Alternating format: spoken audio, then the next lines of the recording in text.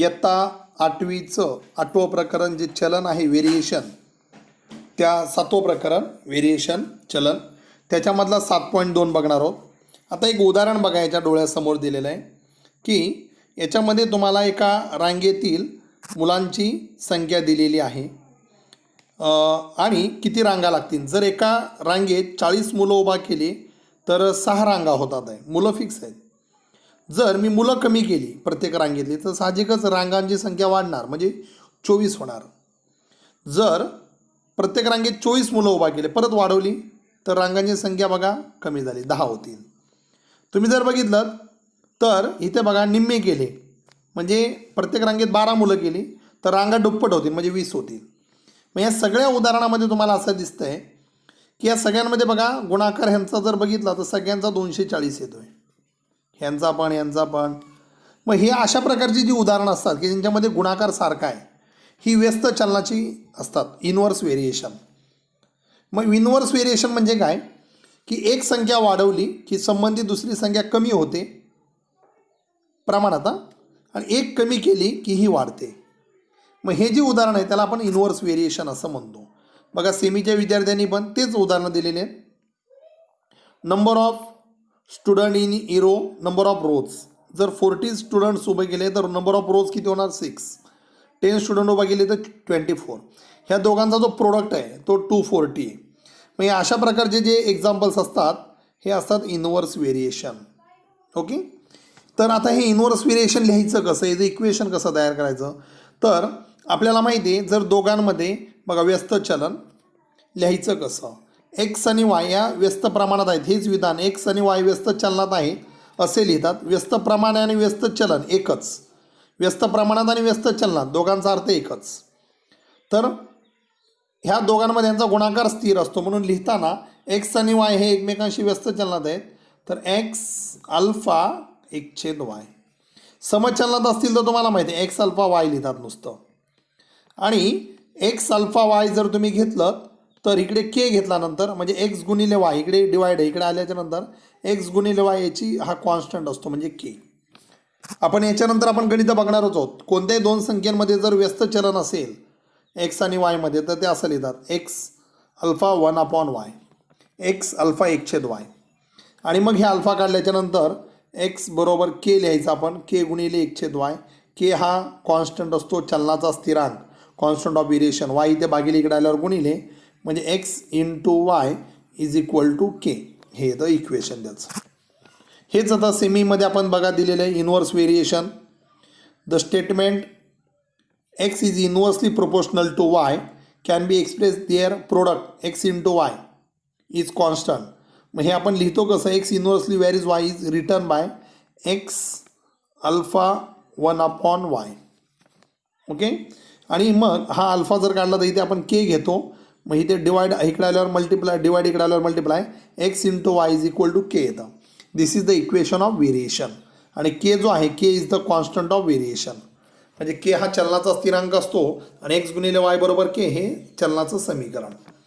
तर याच्यानंतर आपण एक प्रश्न बघणार आहोत की जो 4था प्रश्न आहे तो डायरेक्ट आपण ओरली सोडवणार आहोत, कारण आपण पुढच्या व्हिडिओमध्ये मी प्रत्यक्ष गणित सोडून देणार आहे, पण हे आपण डायरेक्ट सोडवू शकतो. तर याच्यामध्ये काय दिले बघा, खालील विधानं चलनाचे चिन्ह वापरून लिहायचं आहे. तर पहिलं विधान कसं लिहिणार बघा, काय विचारलं आहे, ध्वनीची तरंग लांबी आणि वारंवारता यांमध्ये व्यस्त चलन आहे. मग एल अल्फा 1/f म्हणजे एल अल्फा 1/f येणार, हे पहिलं. आणि दुसरं कसं लिहिणार बघा, दिव्याच्या प्रकाशाची तीव्रता आणि दिव्याचा पडदा यांमधील अंतराचा वर्ग म्हणजे आय हा त्या अंतराच्या वर्गाच्या व्यस्त चलनात आहे. मग आय अल्फा 1/d² असं लिहायचं. हे पहिल्याचं उत्तर, हे दुसऱ्याचं उत्तर चिन्हामध्ये लिहायचं. समचलन असेल समजा, हेच उदाहरण जर समचलनाचं असतं तर आपण काय लिहिलं असं एल अल्फा वाय, पण हे समचलन नाही त्यामुळे तुम्ही असं लिहू नका. सेमीच्या विद्यार्थ्यांनी बघा हेच फक्त इंग्लिशमध्ये दिलेलं आहे. Write the following statement using symbol variation. The wavelength of sound and frequency are in inverse variation L alpha 1/f हे येणार.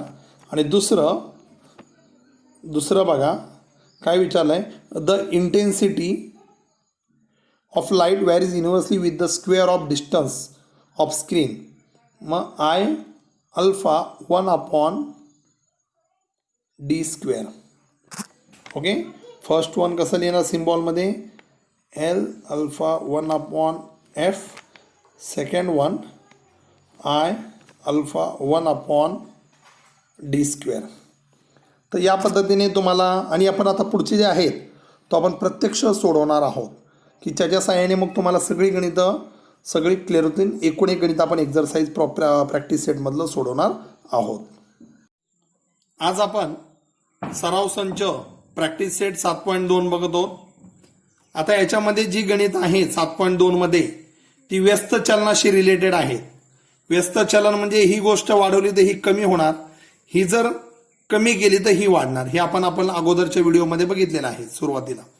आता बघा, हे एक टेबल तुम्हाला पूर्ण करायचं आहे. ह्याच्यामध्ये नंबर ऑफ वर्कर्स म्हणजे मजूर किती आहेत, मजुरांची संख्या दिलेली आहे. 30 मजूर लावले तर किती दिवसात काम होत आहे, 6. 20 मजूर लावले तर 9 दिवसात होत आहे. म्हणजे बघा, मजूर कमी केले तर दिवस वाढतात आहे, मजूर वाढवले दिवस कमी. जर 12 दिवसात काम करायचे तर किती मजूर लागतील, 10 मजूर असतील तर किती दिवसात होईल, आणि 36 दिवस जर लागत असतील तर किती मजूर असतील. ही सारणी पूर्ण करायची.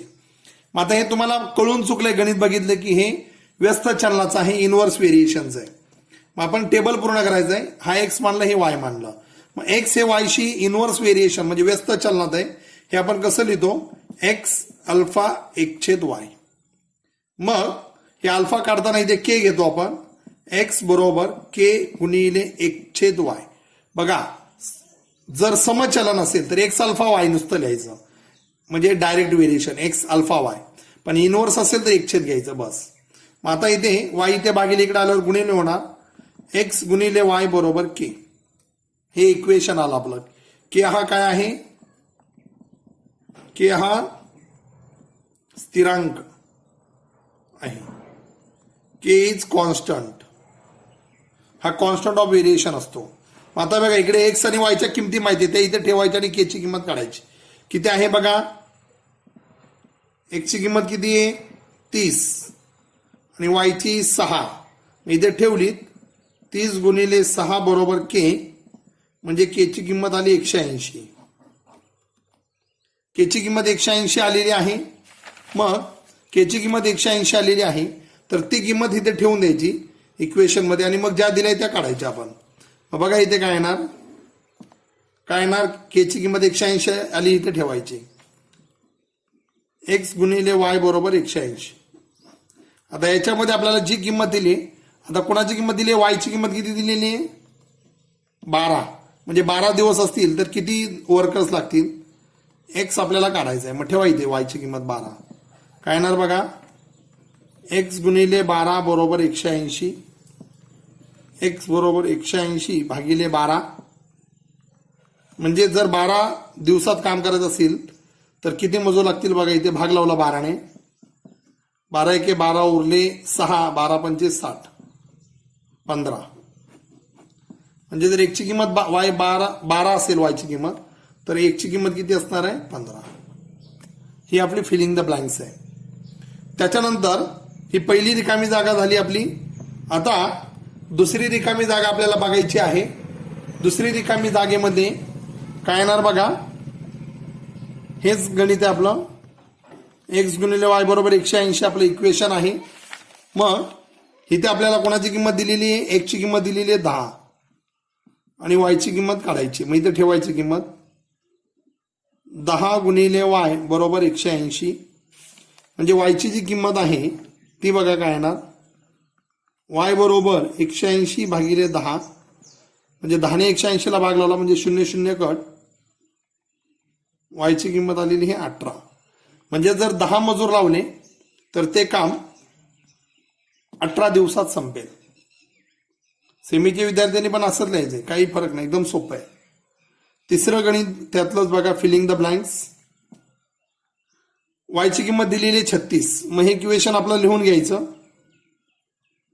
समीकरण काय आपलं इक्वेशन याचं इनव्हर्स व्हेरिएशनचं, एक्स गुणिले वाय बरोबर 180, वायची किंमत दिलेली आहे 36, एक्सची किंमत काढायची. मग ठेवा इथे एक्स गुणिले 36 बरोबर 180, एक्स बरोबर 180 भागिले 36. मग 36चा डायरेक्ट 5 पट आहे, किंवा तुम्हाला जर डायरेक्ट पाठ नसेल तर 18ने बघा दोघांना बघा. 18 2 36, 18 1 18 0, परत 2चा भाग 2 5 10. म्हणजे 5 माणसं जर कामाला लावली तर ते जे काम आहे ते आपलं किती दिवसात संपेल? 36. ही सारणी नाही, हे तसंच फिलिंग द ब्लँक्स ठेवायचं. उत्तर पूर्ण झाल्याच्या नंतर पुन्हा एकदा टेबल आखायचा आणि ही सारणी पुन्हा एकदा लिहायची. तर हे इनव्हर्स व्हेरिएशनचं गणित आलं. आता बघा पुढचा जो प्रश्न आहे दुसरा, काय विचारलाय बघा. सगळ्या गणितामध्ये तुम्हाला असे गणित दिले, चलनाचा स्थिरांक आणि समीकरण लिहायचं चलनाचं. Find the constant of variation. हे जे व्हेरिएशन आहे त्याचा कॉन्स्टंट काढायचं आणि write the equation of variation.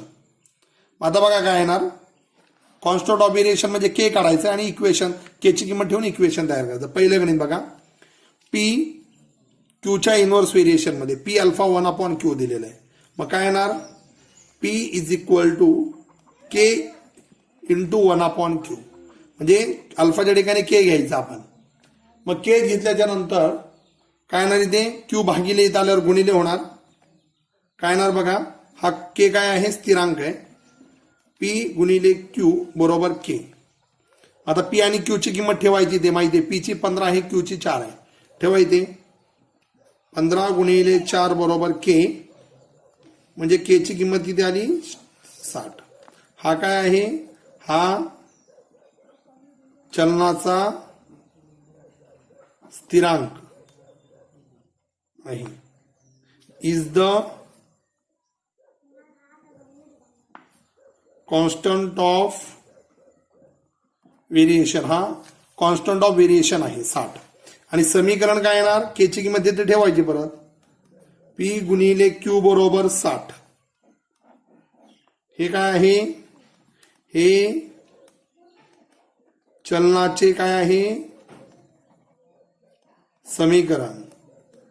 Is the equation of variation. तुम्हाला या पद्धतीने लिहिता आलं पाहिजे. आता दुसरं गणित बघा, असंच विचारलंय, झेड आणि डब्ल्यू यांच्यामध्ये व्यस्त चलन, एक छेद आहे म्हणजे व्यस्त चलन आहे. आता काय येणार इथे, झेड बरोबर के गुणिले 1/w. इथे आल्यावर गुणिले होणार बरोबर के. आता इथे झेड ची किंमत दिली आहे 2.5 आणि डब्ल्यू ची किंमत दिलेली आहे 24. आणि मग आपण बरोबर के. आता इथे 25 आणि 24चा गुणाकार करायचा. बघूया किती येतोय. 25ला 24ने गुणा, एक संख्या अगोदर पॉईंट द्यायचा. 4 पंचे 20, 2 4 दुने 8 आणि 2 10, पुन्हा 0, 2 पंचे 10, आजचाला 1, 2 दुने 4 आणि 1 5, 0 0 6 म्हणजे 600 आलं. एक संख्या अगोदर पॉईंट म्हणजे इथे येणार 60. के ची किंमत किती आली, 60. मग याच्या पुढे सेम हेच वाक्य लिहायचं. हा चलनाचा स्थिरांक आहे, हा चलनाचा स्थिरांक आहे. सीमीचे विद्यार्थी काय येणार, is the constant of variation. आणि समीकरण काय येणार, ही के ची किंमत इथे ठेवून टाकायची. झेड गुणिले डब्ल्यू बरोबर 60. हे चलनाचे समीकरण आहे. Is the equation of variation. तर अशा पद्धतीने आपल्याला गणित सोडवायची आहेत. पुढची पण अशीच आहेत बघा. काय विचारलं इथे, एस अल्फा 1/t वर्ग, टी वर्ग दिलेला इथे. मग हेच करायचं सेम ह्याच्यामध्ये पण तुम्हाला तेच करायचंय. एस बरोबर के गुणिले 1/t वर्ग. मग टी वर्ग इकडे आल्यावर गुणिले होणार. एस गुणिले टी वर्ग बरोबर के. आता याची किंमत किती दिलेली 4 गुणिले टीची किंमत दिली 5, पण इथे टीचा वर्ग आहे 5चा वर्ग बरोबर के. 4 गुणिले 5चा वर्ग म्हणजे 25 बरोबर के. 25 चोक 100. हा काय आला चलनाचा स्थिरांक.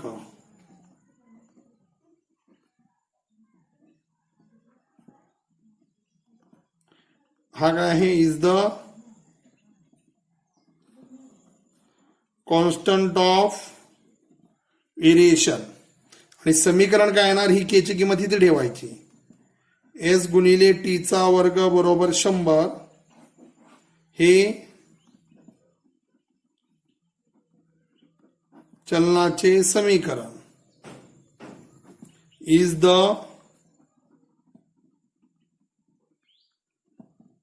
Equation of variation. अशा पद्धतीने हे आपल्याला गणित सोडवायचे आहेत. चौथं गणित पण ह्याच पद्धतीने तुम्हाला सोडवायचंय.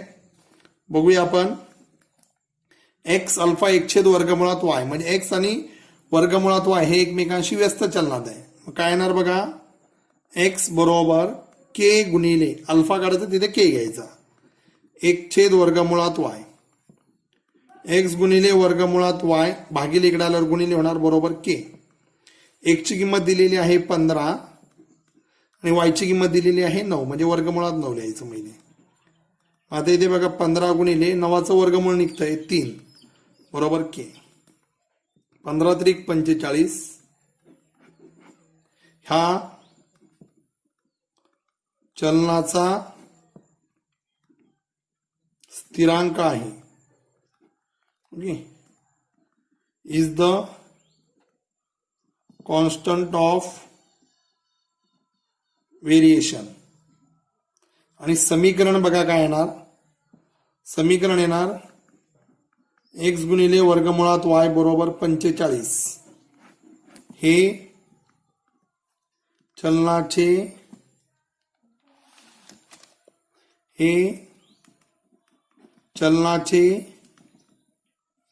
समीकरण आहे. Is the equation of variation.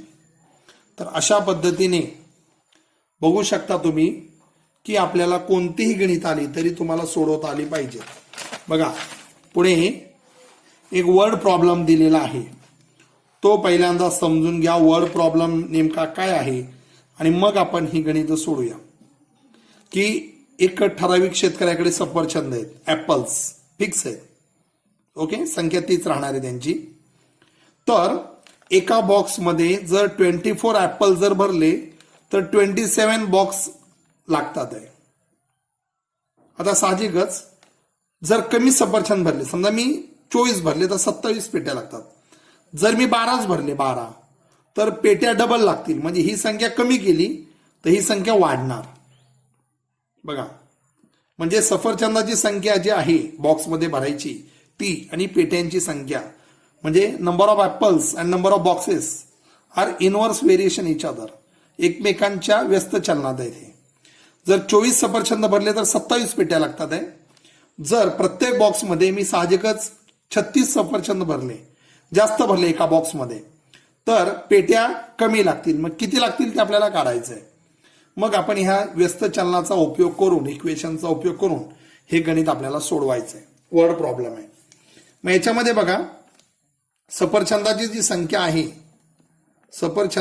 संख्या आहे ती आपण एक्स मानायची. म्हणजेच नंबर ऑफ ऍपल्स आणि पेट्यांची जी संख्या आहे, नंबर ऑफ बॉक्सेस जे लागणार आहेत ते म्हणायचं वाय. आता हे एकमेकांच्या इनवर्स व्हेरिएशन मध्ये आहेत. म्हणजे एक्स अल्फा 1/y येणार. म्हणजेच एक्स बरोबर के गुणिले 1/y. हा वाय इकडे आल्यावर गुणिले होणार एक्स गुणिले वाय बरोबर के. आता सुरुवातीला एक्स आणि वाय दोघांच्या किमती दिलेल्या आहेत बघा. 24 सफरचंद तर 27 पेट्या, म्हणजे पहिली जी दिलेली किंमत आहे ती इथे ठेवायची. मग एक्स बरोबर 24 असेल तर वायची किंमत 27 आहे, मग इथे ठेवायची दिलेली. 24 गुणिले 27 बरोबर के. हे तुम्ही सोडवलं तरी चालेल कॅल्क्युलेशन वर्ड प्रॉब्लेम मध्ये, किंवा असंच जरी ठेवलं, गुणाकार करू नका, तुम्हाला समजण्यासाठी सांगतो. जरी असंच जरी ठेवलं तरी चालेल. के ची किंमत डायरेक्ट इथे ठेवा तुम्ही. बघा वर्ड प्रॉब्लेम आपल्याला सोडवायचा आहे. एक्स गुणिले वाय बरोबर के, म्हणजे एक्स गुणिले वाय बरोबर के ची किंमत आपली माहिलेली 24 गुणिले 27 अशीच ठेवा. कारण आता आपल्याला त्यांनी दिलेली सफरचंदाची संख्या आहे. किती सफरचंद भरायचे तर 36, म्हणजे एक्सची किंमत माहिती आहे 36 आहे आणि वायची किंमत आपल्याला काढायची. मग ठेवा इथे 36 किंमत समीकरणात. 36 गुणिले वाय 24 गुणिले 27. वाय बरोबर 24 गुणिले 27 भागिले 36. आता बघा यांना 12ने भाग जातोय. 12 दुनी 24, 12 त्रिक 36 आणि 12 दुनी 24. मग भाग लावण्यासाठी सोपं पडलंय आपल्याला. म्हणजे इथे किती आलं बघा, 2 गुणिले 27 भागिले 3. पुन्हा 3ने भाग जातोय. 3 9 27. म्हणजे वायची किंमत किती आली 2 गुणिले 9. म्हणजे वायची किंमत किती आली 18. म्हणजेच जर एका बॉक्समध्ये 36 ऍपल जर तुम्ही पॅक केले, भरले सफरचंद 36, तर किती बॉक्स लागतील 18. म्हणजे बघा जास्त ऍपल भरले तर बॉक्स कमी होणार. म्हणजेच शेवटी विचारलं तर किती पेट्या लागतील, तर मग आता पेट्यांची संख्या बघा किती येणार. जे आपल्याला पेट्यांची संख्या, आवश्यक पेट्यांची संख्या बरोबर, number of boxes required is equal to किती येणार 18. तर या पद्धतीने आपल्याला गणित सोडवायचं, अक्षरी गणित असेल तर. बघू शकता तुम्ही, लक्षात आला असेल प्रत्येकाच्या. पुढचं गणित पण अशीच आहे, सेम, काहीच फरक नाहीये. बघा याच्यामध्ये आपल्याला काय करायचंय, एक्स हा वर्गमुळात वायच्या व्यस्त चलनात आहे, इनव्हर्स प्रपोर्शन मध्ये. एक्स बरोबर 40 दिलाय, वाय 16 दिलाय. जर एक्सची किंमत 10 तर वायची किंमत किती, सेम असंच. फक्त एवढंच आहे की इथे वर्ड प्रॉब्लेम नाही, यांनी डायरेक्ट असं दिलेलं चिन्हामध्ये. मग आपण काय करणार आहोत, तर एक्स बरोबर के गुणिले 1 वर्गमुळात वाय. हा अल्फा काढला, इथे के घेतला. मग वर्गमुळात इकडे आल्यावर गुणिले होणार एक्स गुणिले वर्गमुळात वाय बरोबर के. आता एक्स आणि वायच्या दोघांच्या किमती दिलेल्या आहेत. मग एक्सची किंमत दिलेली आहे 40 आणि वायची किंमत दिलेली आहे 16 बरोबर के. 40 गुणिले 16चं वर्गमूळ निघतं 4 बरोबर के. म्हणजेच के ची किंमत आली 4 चोक 16 म्हणजे 160. आता ही किंमत इथे लिहायचं, इथे लिहिलं ना तर के हा काय आहे, स्थिरांक आहे असं लिहायचं. के हा स्थिरांक आहे. K is constant. इथे पण प्रत्येक वेळी ज्यावेळी ज्या वेळी आपण अगोदरच्या गणितामध्ये पण के आला तर तिथे कंसामध्ये तुम्ही हे वाक्य लिहायचंय, के इज कॉन्स्टंट. आता इक्वेशन काय येणार बघा, इथे के ची किंमत ठेवून टाका परत ह्याच्यामध्ये. एक्स गुणिले वर्गमुळात वाय बरोबर 160. हे आपलं समीकरण आलंय. आता बघा इथे आपल्याला त्यांनी काय विचारलंय, जर एक्सची किंमत 16 आहे, एक्सची किंमत किती आहे 10, तर वायची किंमत किती. मग आपलं समीकरण लिहायचं, एक्स गुणिले वर्गमुळात वाय बरोबर 160. मग एक्सची किंमत 10 गुणिले वर्गमुळात वाय बरोबर 160. तिकडे गेल्यावर भागिले वर्गमुळात वाय बरोबर 160 भागिले 10. 0 0 कट. वर्गमुळात वाय बरोबर 16. परंतु आपल्याला वर्गमुळात वायची नाही तर वायची किंमत हवी. मग दोन्ही बाजूचा वर्ग करायचा, दोन्ही बाजूचा वर्ग करायचा, तेव्हाच हा वर्गमूळ निघून जाईल आणि आपल्याला वायची किंमत मिळेल. दोन्ही बाजूचा वर्ग करू. मी ते लिहायचं स्क्वेअरिंग बोथ साइड.